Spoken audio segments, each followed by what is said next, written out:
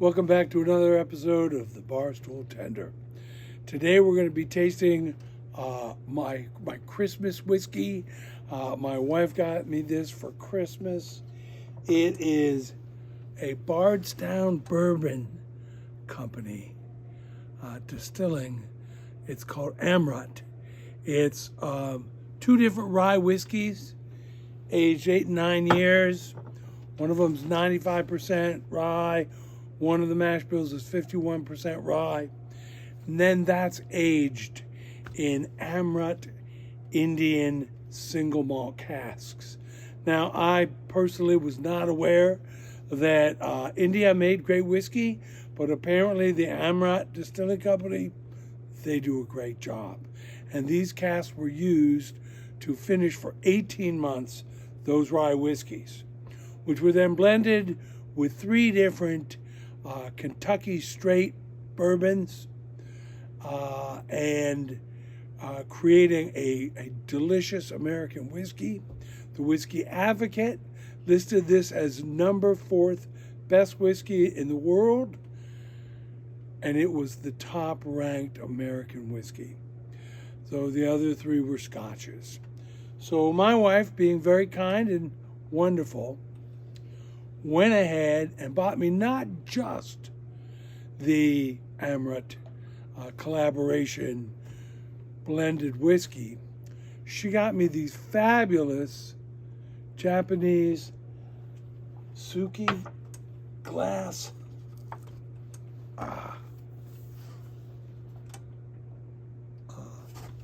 So they're like artwork, interesting to grip out of.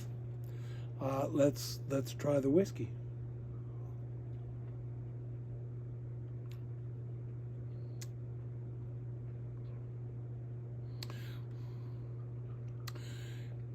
Soft, flavorful, full mouth, long finish, lots of different fruit flavors.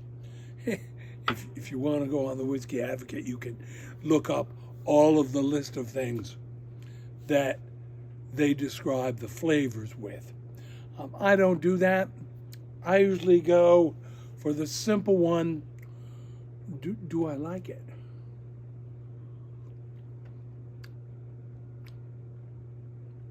And yes, I do. Now, here's the bottle again. It's got this artwork on the back. It is 55% alcohol or 110 proof, which is kind of my palate, as I've said before. And it is a delicious whiskey. So, what are we going to pair it with? Because you know it's all about the cigar pairing. I picked a Padron Aniversario. This is a 1964. It was originally blended as a 30th anniversary of their company. I've always loved Nicaraguan tobaccos. Esteli Valley, the tobacco they're growing in Nicaragua rivals anything coming out of Cuba. This is delicious tobacco. This is a Diplomatico, because I find about a 2-hour smoke gives me about 2 hours of relief from the honeydew list. So let's see how it pairs with the whiskey. First, a couple of puffs.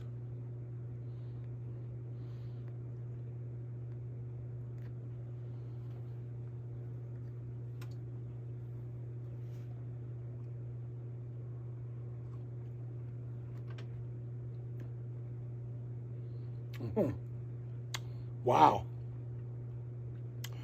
First of all, you don't want anything that's so strong with a wood finished whiskey, because there are so many notes and flavors in the wood, you don't want to destroy it. And the Padron does not disappoint in that area. It's delicious. It has its own spice and flavor, but it doesn't cover up the flavor of the whiskey. Let's just try that again for good measure.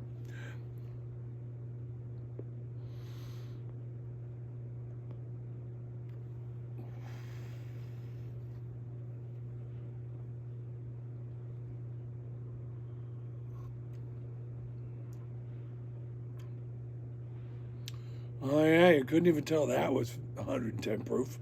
It's so smooth, delicious, lingering fruit notes on the back of the palate. It's wonderful. Now, again, going the opposite way because the two have interplay, how does the Amrut affect the Padron Aniversario? Again, a little Kentucky chew here.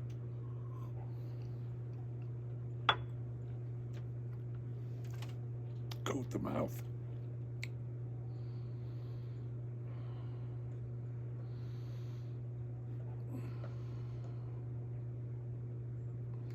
Oh, gives it a really incredible smooth draw.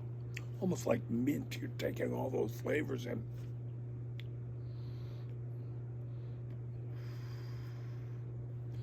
Well, another great cigar pairing for today. Remember, if you have a lighter whiskey, you want a cigar that's not going to be overpowering and taking out all the subtleties that people have worked hard in their blending process. There are a lot of people who seem to be opposed to, one, whiskeys that are from Indiana and not Kentucky, but these were finished in Kentucky, and other whiskeys that are blended because they think that straight bourbon is the only way to go. Well, I got news for you. Unless you're drinking straight from the barrel, you're drinking blended whiskey. They're just blending it with their own whiskey. Okay? So this has taken products from Indiana, bourbons from Kentucky, put the rye and the bourbon together in an interesting Amrut Indian single malt cask for 18 months, or the rye was finished there and then introduced to the bourbon. And as they say in Scotland, married, not blended. But it was a fabulous work of art, both the glass, the whiskey, and the cigar. I look forward to seeing you again soon. Please don't forget to like, follow, and share. I'll see you again for another cigar pairing real soon. Cheers.